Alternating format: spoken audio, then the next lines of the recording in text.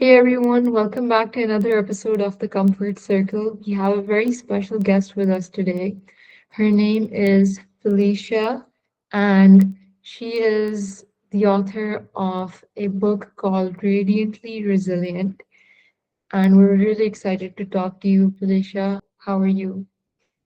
I'm well. I'm well. I'm so happy to be here, be in the light of you. I have been looking forward to sitting down and speaking to you today so we can talk more about comfort clothing and radiant resilience.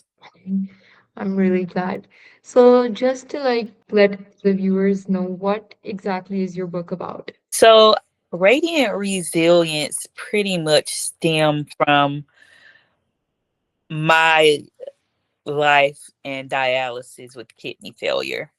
I believe that my book really is different and stands out because it's not a manual.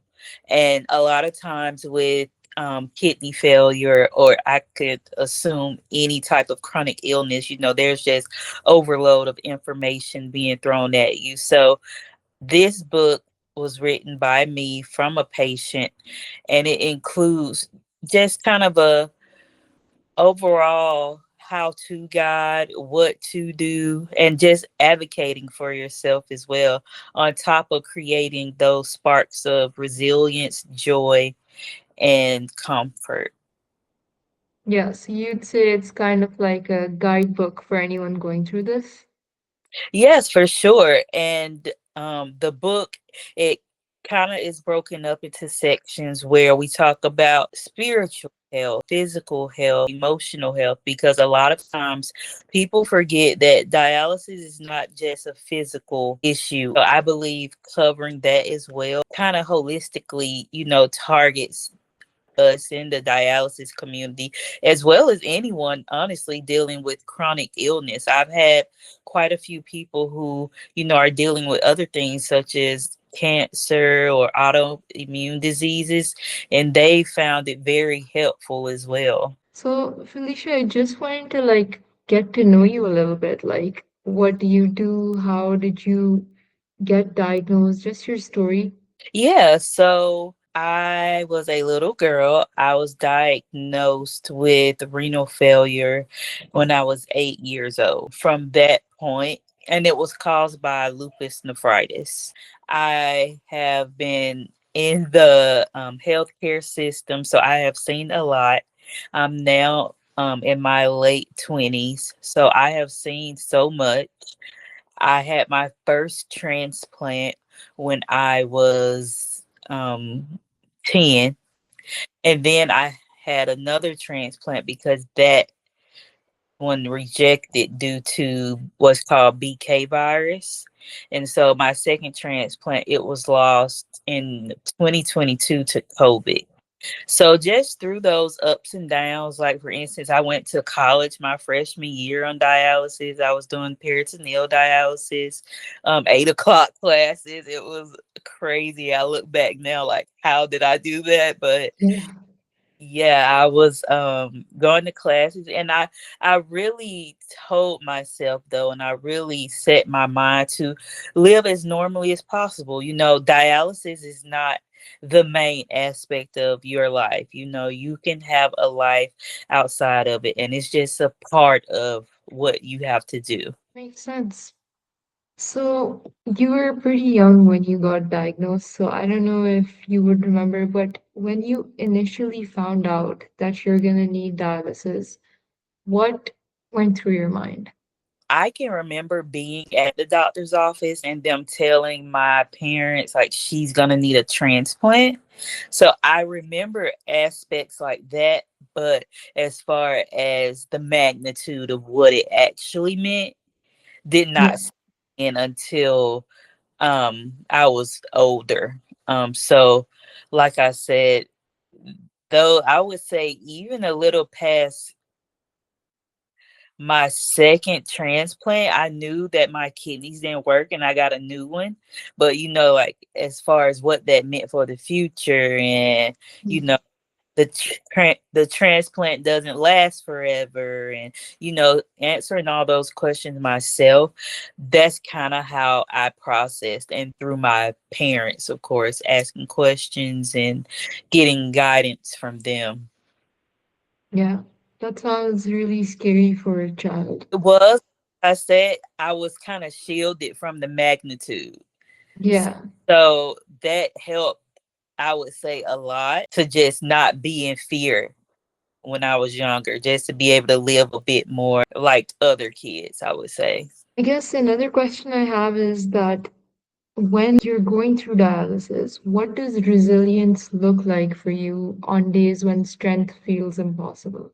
Oh, that's a great question. I would say that when people think of resilience, they think of immediate strength, push through, fall down, get back up.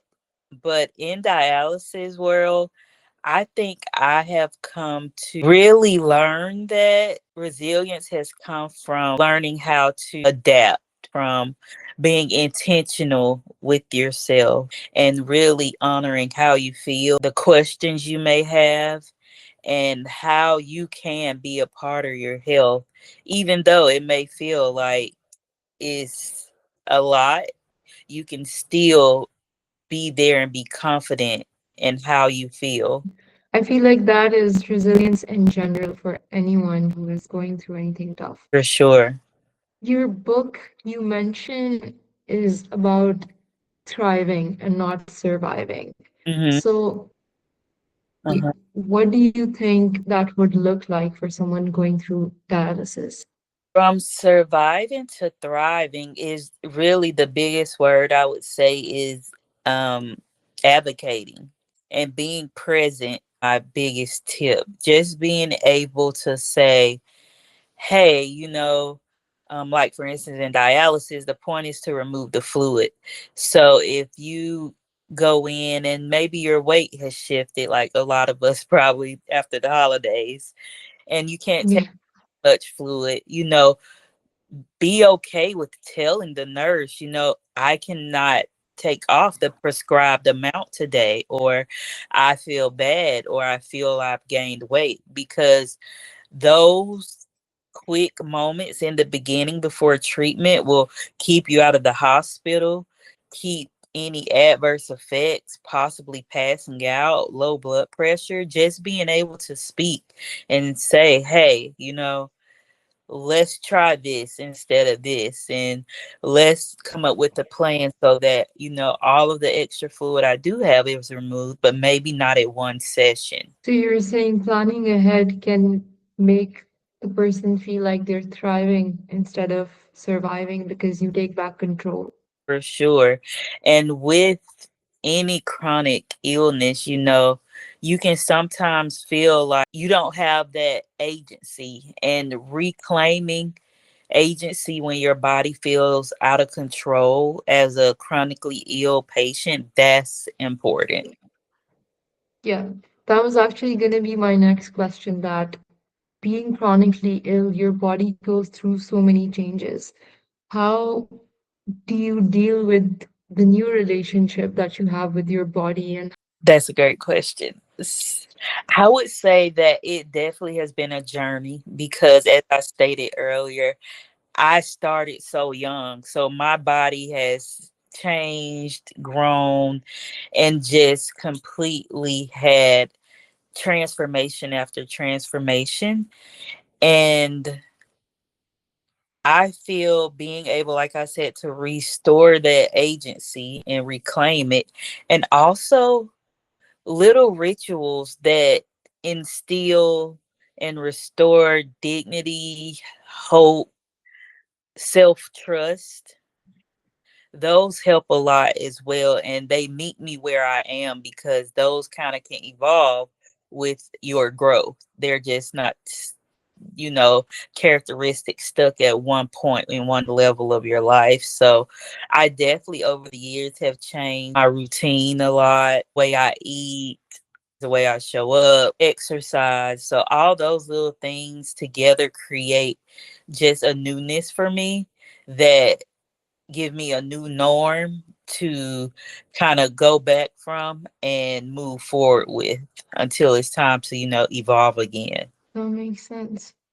Mhm. And another thing I want to ask you would be that I feel like chronic illness comes with this feeling of loss and grief, that you grieve the life that you had before becoming ill and the things that you were able to do before, or the things you want to do in general. So, how do you deal with that grief while learning to accept the life that you currently have? I recently, with this new year coming in, so just a little bit more background.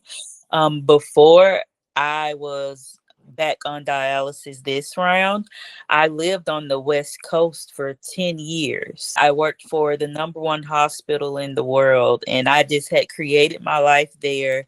I felt like I was gonna stay on the West Coast. I liked it there. My friends were there. I had created community. I loved my job, everything about it. But when I got COVID and lost this last kidney, it was during a Christmas visit home. So I came home that December of 2021, and I just never went back. I didn't even have a chance to grieve at that point because I was in the hospital for like 2.5 weeks dealing with COVID. I was being told I was going to have to go back on dialysis. So all of that happened whirlwind. Um, so the grief just kind of sat within me of that life I had until I can breathe. I could breathe because then I had a loss of my nephew who was 8 years old. So that year of 2022, it just kind of is a blur. Nothing, I would say, nothing was processed, nothing was dealt with, and it just sat within me. But this year, going into 26, I finally, kind of, I would say, cleaned my closet and rid myself of all those memories, just giving myself not a chance to keep being stuck and romanticize that life that I had, Yeah. allow it to fester and keep me in a loop of looking back. And so now I would say I'm a lot better, just cleansing helped tremendously.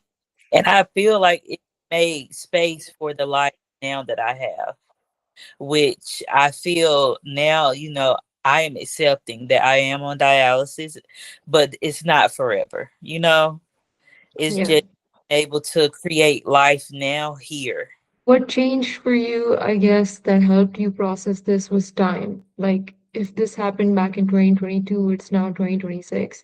You probably grieved and processed through those 4 years, and now you're at this point where you're starting to accept it. For sure. I would say just getting to the point of acceptance, having to be back on dialysis and living such a life of freedom before. Um, and just getting to the point that, kind of telling myself that it's okay. We're here now.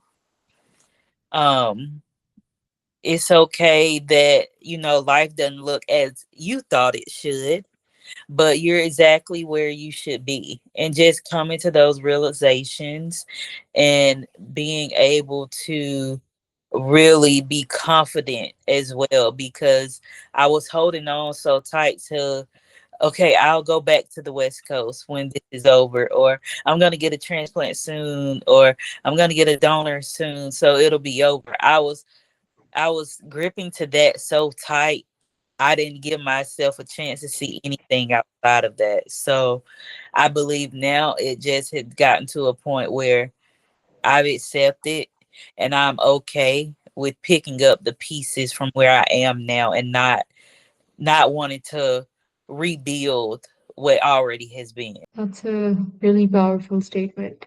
One thing I was wondering was that throughout your life? Like, at what point did you realize that, okay, my story needs to be told? I need to write this book. I have been hearing that all not all my life, but from a teenager, I would say, up until I wrote my book. I just didn't when I first heard it, like people would say, you need to write a book. I just didn't understand, like, why would I write a book? Like what is it that I Yeah. would say a book? And so I feel it was just the right timing, and accumulated knowledge. And like I said, with being in such a transitional period and experiencing such a shift, kind of just poured out of me naturally. I was just able to really focus, hunker down, write the book. All of the information I accumulated over the years, I just really, really condensed it and made it could be easily understood for patients, because triggering moment I had when I first started dialysis at this new clinic was I was being told, the rules of dialysis, if you will. Like, don't go over your fluid. Don't eat salt. Diet is most important. Be careful of your port. Don't get it wet. As my port was freshly put in, and the nurse was pulling, dried blood off of the bandages, so it's like, how can I process what you're saying and feel this pain and start this process? So I feel like every patient deserves, that chance to have some type of information and some type of comfort and feeling like, okay, I'm not alone. I have a pocket guide, a book to kind of help me, with the basics of getting Yeah. started. Yeah. Another question would be, what would you say to someone who just got diagnosed? I would tell them immediately to breathe. Breathe, take a Breathe. deep breath, like feel the air in your lungs. Feel yourself still being where you are, and take it one step at a time. Because with dialysis, it's a balancing act. Yeah. So you will have to start to, chomp at it one piece at a time. There's nothing you can do with one bite of dialysis, because things change so much with our bodies. Your weight changes, as we spoke about earlier. You may not be feeling well. So many things can impact your dialysis treatment, and just give yourself grace of being able to, you are new to this.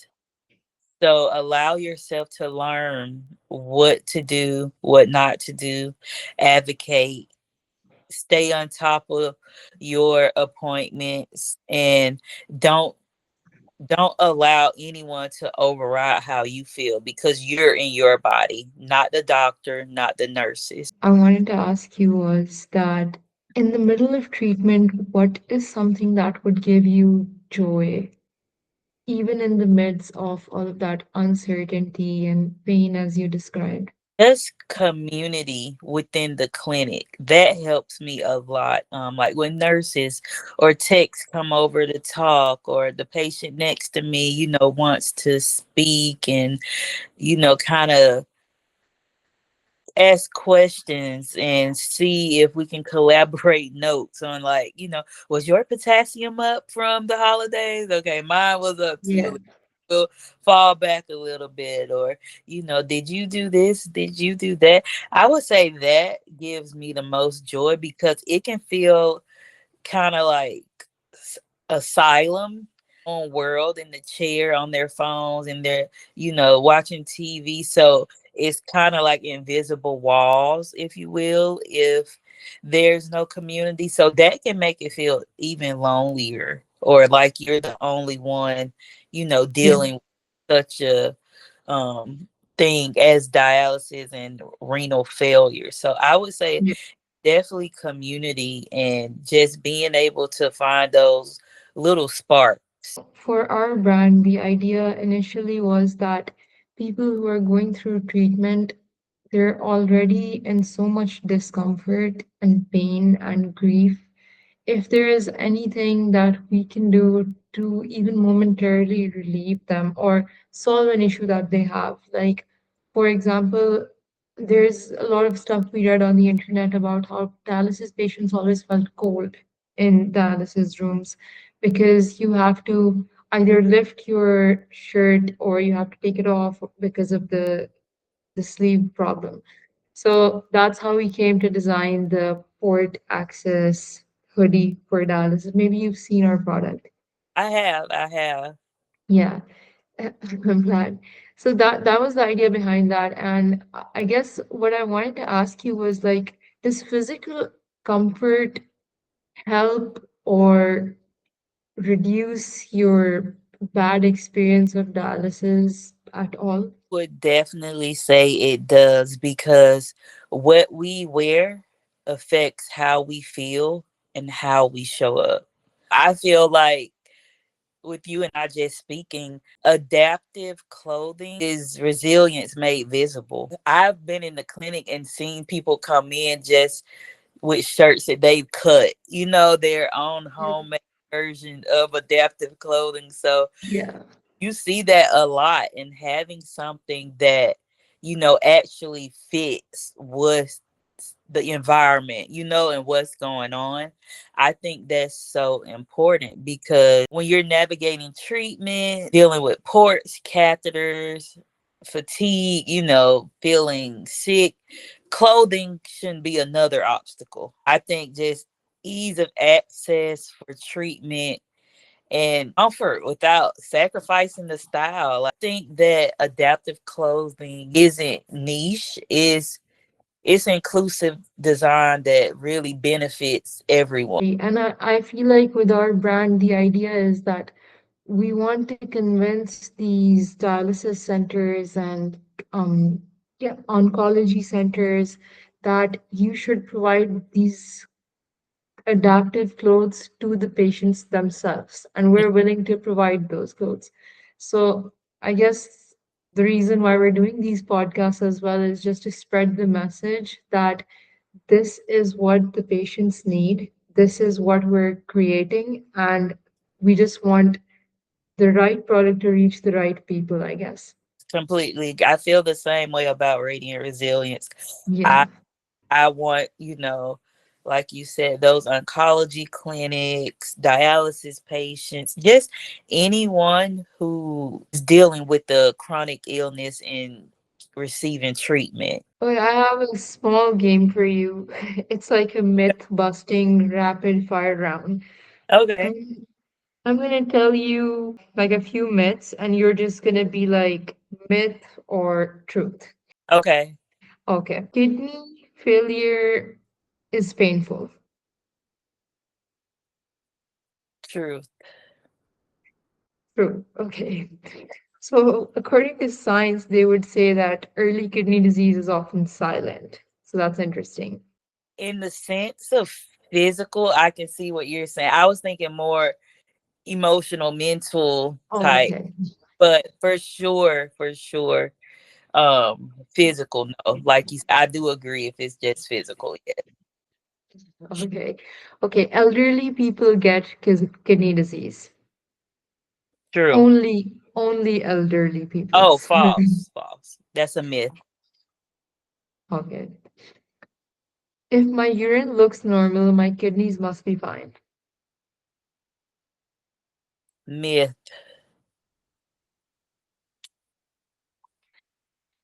Okay. Kidney disease only happens if you have diabetes or high blood pressure. Myth. Okay. If one kidney is damaged, the other kidney will always fully compensate for it. That is true. I think my last one was just that drinking more water can cure kidney disease. That's a myth. Thank you so much, Felicia, for playing this little game and also for taking out the time to have this conversation with me. It was very insightful for us. I want to say, we often romanticize resilience as toughness, but I believe real resilience is simply flexibility. And I think if we can understand it on that level and really apply it, a lot of things will work out a bit better for us. It, and you're not alone. There's community. Just because your your diagnosis has a different name doesn't mean that there's not any similarities that can be bonded and really supported by others. I'm excited that we had this collab, and I feel that you know radiant resilience and comfort clothing, they go hand in hand. Just Yeah, resilience on the outside, resilience on the inside. exactly. I just wanted to ask you one more thing. Is there any like quote that you have, like a favorite quote? It's not quite a quote, but it's more so just a understanding. So everyone should remember you have everything you need in you to get through what you're going through. Always be able to look back and see, hey, like I made it through all that stuff. Yeah, I got through that windy road, that that curb I hit, that it's you know. a beautiful quote, and I'll add that it's by Felicia Taylor. Just Yeah. I mean, you are an author, so there's that. Thank you so much.